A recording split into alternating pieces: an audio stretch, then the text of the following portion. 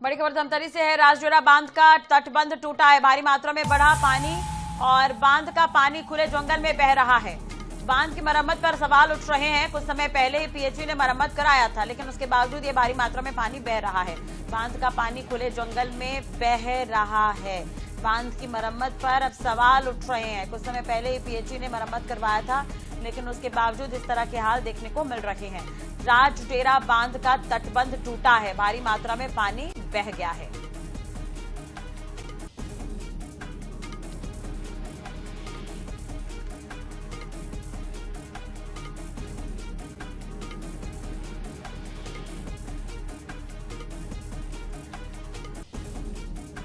तो तटबंध टूटा है और मरम्मत का काम इससे पहले हुआ था, लेकिन उसके बावजूद स्थिति जस की तस है।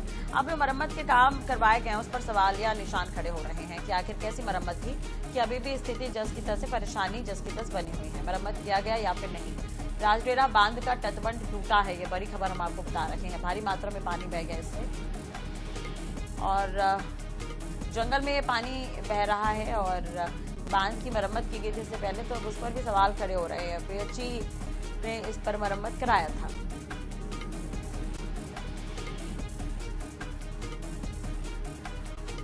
भोजराज हमारे साथ जुड़ गए ज्यादा जानकारी के लिए। भोजराज, इस खबर के बारे में आपसे जानना चाहेंगे कि तटबंध जो है वो पूरी तरह से टूट गया है, मरम्मत हुई थी लेकिन उसके बावजूद स्थिति जस की तस है, पूरी जानकारी।